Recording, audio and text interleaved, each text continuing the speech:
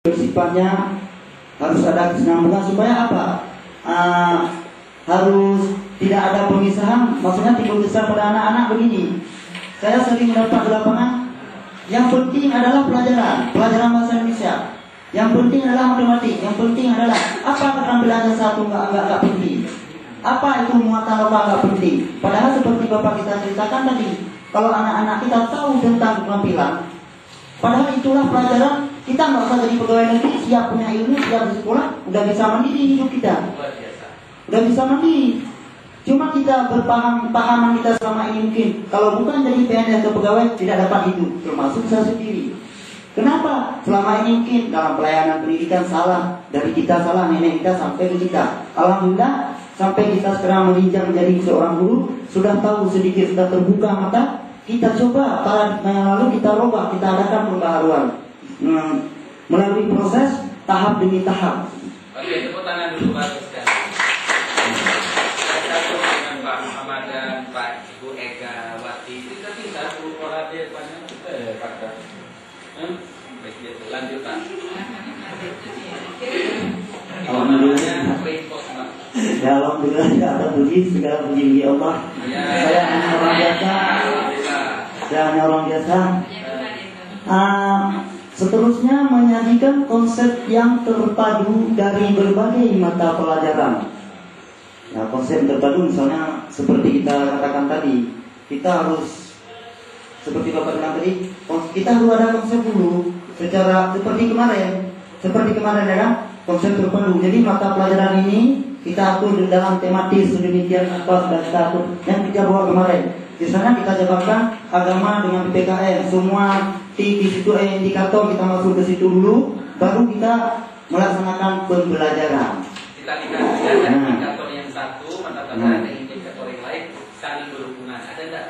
Langsung kita mainkan di situ. Melalui jaringan tema. Ini Bu, Bapak belum terlepas yang kemarin. Nah, yang kemarin. Kalau Pak Hadi mengajarkan khusus RPT, saya memperkuat teorinya. Ya. Beliau tidak memaparkan seperti ini, teori dari mana ini, itu urusan saya. Di kajian nahunya gitu, ya. Beliau aplikatif cara nulis SPP. Saya urusan nahunya ini, urusan teori.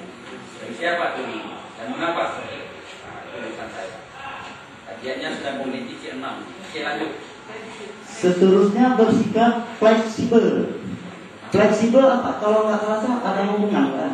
Lebih leluasa. Lebih leluasa. Jadi tidak seperti saya katakan tadi, tidak hanya matematik saja, IPS saja, bahasa saja. Jadi semuanya harus kita kasih manfaat kepada anak-anak itu. Termasuk ruang belajar ini, Ya. boleh di luar, boleh duduk di atas karpet, boleh di lantai penting bersih, boleh di halaman belajar. Itu namanya fleksibel, tidak kaku.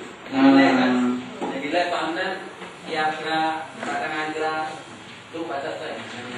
Tapi Roma, ya kan? Baik, lanjut. Ya, saya tambah sedikit.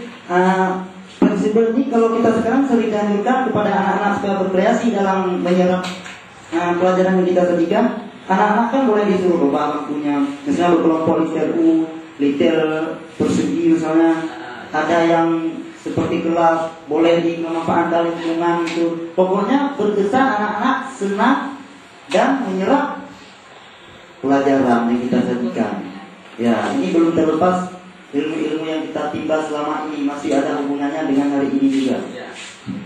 Ya, seterusnya proses pembelajaran mudah disesuaikan dengan minat dan kebutuhan peserta didik. Ya, ini sudah nampak sekali, sudah jelas sekali. Makanya kadang-kadang saya sering jadi tukang koyok atau yang tukang blok kalau istilah orang kita di sini. Saya sering pertanyakan, kenapa pendidikan yang mereka sukses? Dilihat satu-satu orang suka ngebut, langsung dia menjadi juara dunia pembalap cross. Dilihat satu-satu orang suka main jahat, tinju dan sebagainya, langsung di orbit Mike Tyson menjadi seorang petinju kelas berat. Kita ini kadang-kadang tidak bisa memisahkan anak-anak minatnya menurut minat masing-masing. Akhirnya ditinju aja. Akhirnya ibu seperti bapak bilang tadi atau bapak, Ika hendak depu menyanyi, hendak depu jauh biologi deh. Nah, sampai itu sudah terintimidasi anak-anak kita, tidak terbuka lagi ruangan untuk dia berpikir, langsung mental dia konyol, nggak berani lagi bicara dia. Jadi mudah-mudahan kita hal-hal seperti ini, kalau hal ini sudah kita tahu, jangan terjadi lagi nanti di kalangan kita. Kalau ada